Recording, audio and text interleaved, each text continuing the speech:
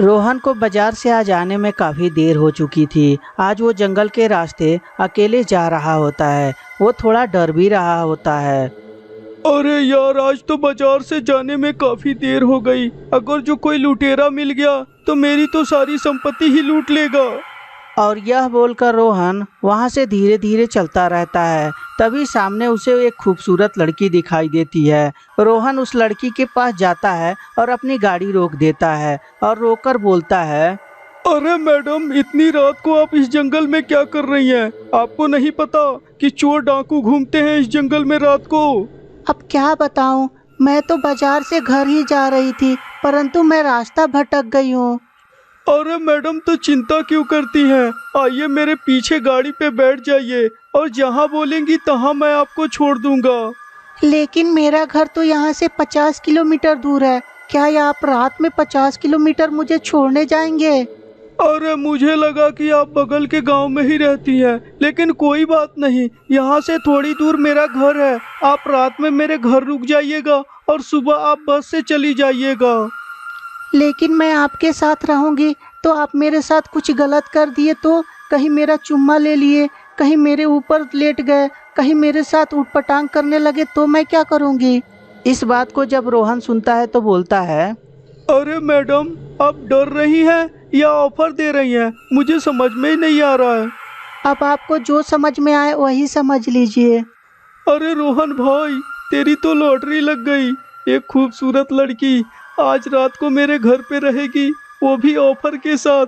क्या बात है! हे भगवान, जब भी आप देते हैं छप्पर फाड़ के देते हैं। क्या सोचने लगे आप? अरे कुछ नहीं कुछ नहीं, आइए बैठिए, चलिए।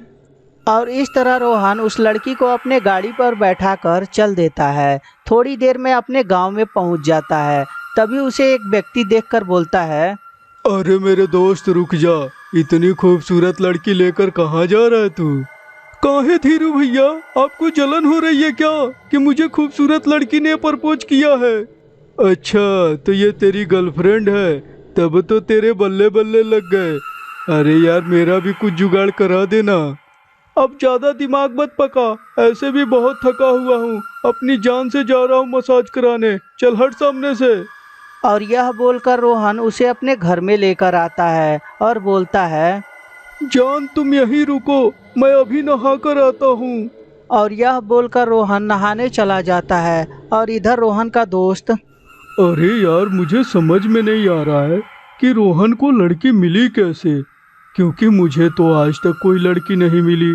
मैं तो अब बूढ़ा भी हो रहा हूँ। जरूर कोई ना कोई बात है, मुझे जाकर उसके घर में देखना चाहिए। और यह बोलकर रोहन का दोस्त उसके घर में जाता है। परंतु इस नज़ारे को देखकर उसके पैरों तले ज़मीन खिसक जाती है, क्योंकि वो कोई लड़की नहीं बल्कि एक चुड़ैल रहती है। चुड़ैल को देखकर वो तुरंत बाहर भागकर आता है और बोलता है, अरे यार, मेरा दोस्त तो बहुत मुसीबत में है। वो तो लड़की नहीं, एक चुड़ैल है। वो तो मेरे दोस्त को मारकर खा जाएगी, और मेरा दोस्त मूर्ख उसे पता नहीं कहाँ से लेकर आ गया। और यह बोलकर रोहन का दोस्त सोचने लगता है कि आखिर में मैं ऐसा क्या करूं जिससे मेरे दोस्त की जान बच जाए। और तभी सोचते हुए उसे याद आता है कि उसके घर में एक बजरंगबली की मूर्ति है। तो क्यों ना उस बजरंगबली की मूर्ति को लेकर आऊं और उस चुड़ैल के सामने चला जाऊं, जिससे वो चुड़ैल भी भाग जाएगी। और यह सोचकर बजरंगबली की मूर्ति लेकर उस चुड़ैल के पास जाता है। परंतु वहाँ पे चुड़ैल नहीं रहती, बल्कि वही लड़की रहती है और रोहन रहता है। रोहन जैसे ही देखता है अपने दोस्त को तो बोलता है, अबे, तेरा इतना हिम्मत बढ़ गया है कि अब तू मेरे को परेशान करने लगा है। तुझे पता है कि मैं अपनी गर्लफ्रेंड के साथ हूँ, फिर भी तू साला घर में घुस आया। जल्दी निकल बाहर। अबे, मुझे बाहर निकालने से पहले एक बार पीछे मुड़ के तो देख, तेरी हालत खराब हो जाएगी। इतना सुनने के बाद रोहन जब पीछे मुड़ता है तो देखता है कि उसके सामने एक चुड़ैल खड़ी है। रोहन बहुत ज़्यादा डर जाता है और अपने दोस्त के पीछे आकर छुपने लगता है। तभी दोस्त बोलता है, ओए चुड़ैल, तू मेरे दोस्त को छोड़कर यहाँ से चली जा, वरना ये बजरंगबली की मूर्ति देख रही है ना, तेरे हाथ में पकड़ा दूंगा और तू यहीं जल के राख हो जाएगी। समझी कि नहीं?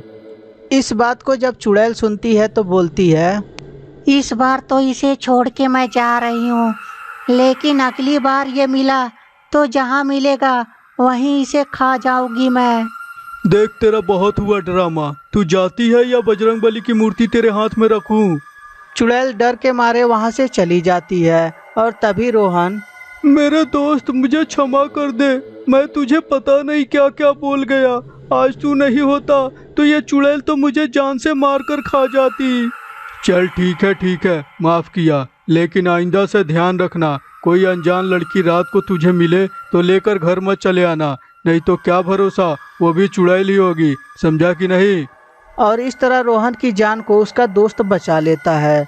तो दोस्तों कैसी लगी ये स्टोरी हमें कमेंट करके ज़रूर बताएं।